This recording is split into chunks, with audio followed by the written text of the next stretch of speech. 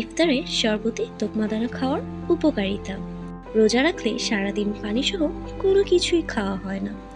এজন্য ইফতারে এমন কিছু খাওয়া জরুরি যা খেলে শরীরের হারানো শক্তি ফিরে আসবে। অনেকেই ইফতারে শরবতে তোকমা দানা মিশিয়ে থাকেন।